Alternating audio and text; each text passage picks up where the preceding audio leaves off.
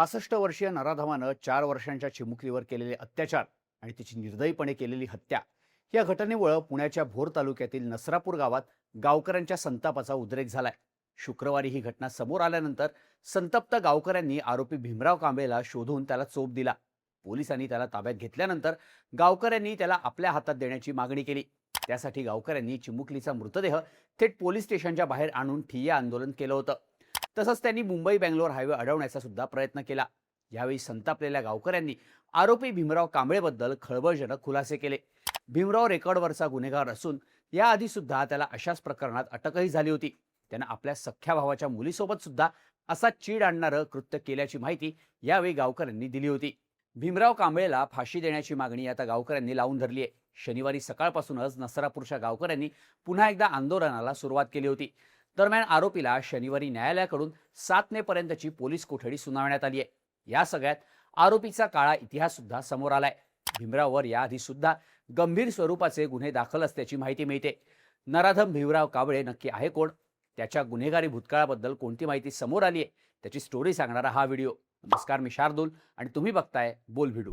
भोर तालुक्यातील नसरापूर गावात एक 4 वर्षांची चिमुकली उन्हाळी सुट्ट्यांसाठी आपल्या आजी आजोबांकडे आली होती.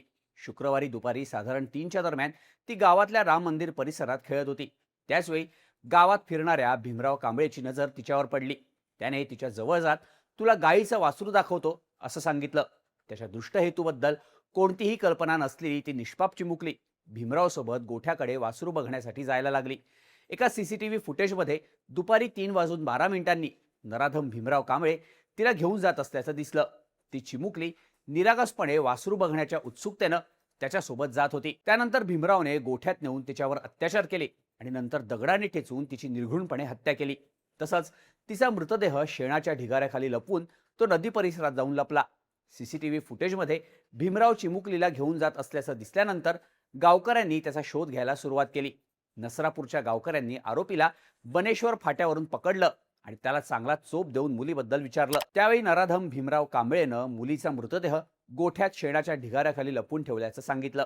त्यानंतर राजगड पोलिसांनी त्याला ताब्यात घेतलं, पण त्याला गावकऱ्यांच्या हाती द्या अशी आक्रमक मागणी करत गावकऱ्यांनी पोलीस स्टेशन बाहेरच ठिय्या मांडला. जोपर्यंत त्या नराधमाला आमच्या ताब्यात देत नाहीत तोपर्यंत आपण मृतदेह हलवणार नाही अशी भूमिका गावकऱ्यांनी घेतली होती. त्यानंतर पोलिसांनी समजूत घातल्यानंतर शुक्रवारी रात्री गावकरी शांत झाले. पण शनिवारी सकाळपासून नसरापुरात पुन्हा एकदा गावकऱ्यांचा संताप पाहायला मिळाला. गावकऱ्यांनी यावेळी भीमराव कांबळेच्या काळ्या इतिहासाबद्दल माध्यमांना माहिती दिली. 65 वर्षांचा भीमराव कांबळे हा रेकॉर्डवरचा गुन्हेगार आहे. त्याने त्याच्या सख्ख्या भावाच्या मुलीवरही अशाच पद्धतीनं अत्याचार केला होता.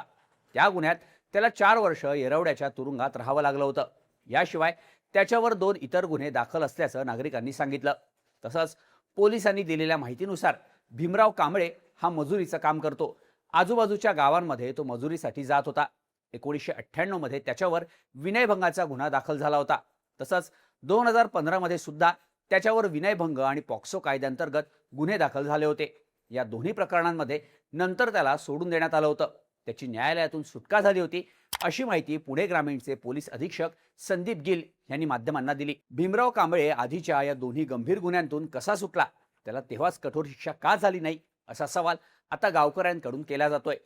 4 वर्षांच्या चिमुकलीवर केलेल्या या अमानुष कृत्याबद्दल भीमराव कांबळेवर राजगड पोलीस ठाण्यात पॉक्सो कायद्यांतर्गत गुन्हा दाखल झाला असून खून आणि इतर काही गंभीर कलमांखाली सुद्धा गुन्हे दाखल करण्यात आले. दरम्यान भीमरावला शनिवारी पोलिसांकडून पुण्याच्या सत्र न्यायालयात हजर करण्यात आलं. आरोपीची चौकशी करण्यासाठी त्याच्या पोलीस कोठडीची मागणी पोलिसांनी न्यायालयात केली. त्यानंतर सत्र न्यायालयाकडून भीमराव कांबळेला 7 मे पर्यंत पोलीस कोठडी सुनावण्यात आली आहे. पोलिसांच्या फॉरेन्सिक टीमकडून पुरावे गोळा करण्यात आले असून आता पोलीस कोठडीत भीमरावची कसून चौकशी होणार आहे. दरम्यान शुक्रवारी रात्री आक्रमक झालेल्या नसरापूर गावकऱ्यांनी शनिवारी गावात निषेध मोर्चा काढला. संपूर्ण नसरापुरात कडकडीत बंद पाळण्यात आला. गावकऱ्यांनी नसरापूरच्या भैरवनाथ मंदिरापासून ते पुणे सातारा महामार्गापर्यंत मोर्चा काढला. मोर्चामध्ये महिला, तरुण, ज्येष्ठ नागरिक मोठ्या संख्येनं सहभागी झाले होते. गावातल्या सुपर बाजार चौकात हा मोर्चा पोहोचल्यानंतर तिथे नागरिकांची मोठी गर्दी पाहायला मिळाली. तिथे गावकऱ्यांनी पुन्हा एकदा ठिय्या आंदोलनाला सुरुवात केली. आरोपीला आमच्या ताब्यात द्या नाहीतर फाशी द्या अशी मागणी गावकऱ्यांनी यावेळी लावून धरली. तिथे बंदोबस्ताला असलेल्या पोलिसांकडून गावकऱ्यांना शांत राहून चर्चा करण्याचं आवाहन करण्यात आलं. तेव्हा जोपर्यंत पोलीस अधीक्षक आणि तहसीलदार येत नाहीत तोपर्यंत आम्ही चर्चा करत नाही, अशी भूमिका या गावकऱ्यांनी घेतली. यावेळी पोलीस आणि गावकऱ्यांमध्ये बाचाबाची सुद्धा झाली. त्यामुळे काही काळ नसरापूरमध्ये तणावाचं वातावरण निर्माण झालं होतं. त्यानंतर स्थानिक आमदार शंकर मांडेकर हे सुद्धा आंदोलनाच्या ठिकाणी पोहोचले. आरोपीला ताब्यात घेतलं असून त्याची चौकशी सुरू आहे. हे प्रकरण फास्ट ट्रॅक कोर्टात चालवण्यासाठी आम्ही प्रयत्न करत आहोत. 15 दिवसांच्या आत या प्रकरणात चार्जशीट दाखल करू, असं आश्वासन यावेळी पोलिसांकडून गावकऱ्यांना देण्यात आलं. पण तरीही त्यांनी त्यांचं काही ऐकलं नाही. भर उन्हात सगळे गावकरी तिथेच बसून राहिले.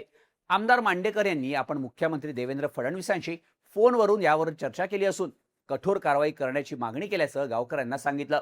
तसंच भोरचे माजी आमदार संग्राम थोपटे यांनी सुद्धा प्रकरण फास्ट ट्रॅक कोर्टात चालवण्यासाठी प्रयत्न करणार असल्याचं सांगितलं. पण तरीही ग्रामस्थांनी पुन्हा एकदा हायवे जाम करण्याचा इशारा दिला. एकीकडे नसरापूरच्या गावकऱ्यांचा हा उद्रेक होत असतानाच महिला आणि बालकल्याण मंत्री अदिती तटकरे यांनी सुद्धा फोनवरून गावकऱ्यांना आश्वासन दिलं. अखेर पोलीस आणि आमदारांच्या विनंतीनंतर गावकऱ्यांनी मोर्चा स्थगित केला. पण आपल्या मागण्या पूर्ण झाल्या नाहीत तर पुन्हा एकदा रस्त्यावर उतरण्याचा इशारा सुद्धा नसरापूरच्या गावकऱ्यांकडून देण्यात आलाय.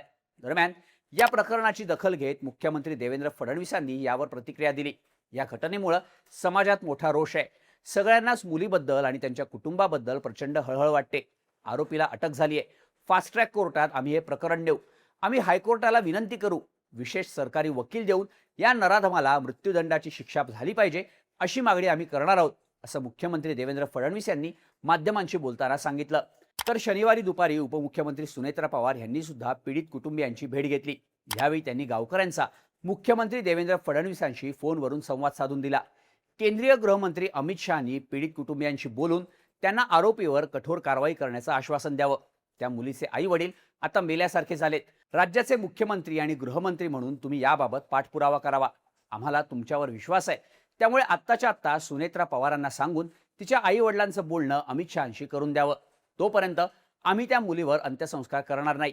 त्या नराधमाला तिच्या आई वडिलांसमोर आणून त्यांनीच त्याला ठेचून काढायला हवं, अशी भूमिका गावकऱ्यांनी मुख्यमंत्र्यांसमोर मांडली.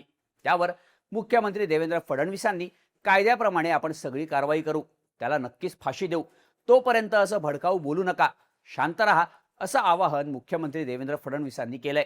मी स्वतः पीडित कुटुंबियांशी बोलेन आणि या घटनेसाठी 100% पाठपुरावा करेन, असं आश्वासन मुख्यमंत्री देवेंद्र फडणवीसांकडून गावकऱ्यांना देण्यात आलंय. एकंदरीतच भोरच्या नसरापुरात घडलेल्या या प्रकरणावरून आता वातावरण चांगलंच तापलंय. त्यामुळं आरोपी भीमराव कांबळेला आता कोणती शिक्षा होणार याकडे अवघ्या महाराष्ट्राचं लक्ष लागलंय. या संपूर्ण प्रकरणाबद्दल तुम्हाला काय वाटतं? याबद्दलच्या तुमच्या प्रतिक्रिया कमेंट करून नक्की सांगा आणि अशाच माहितीपूर्ण व्हिडिओजसाठी बोल भिडूच्या YouTube चॅनलला सबस्क्राईब करायला विसरू नका.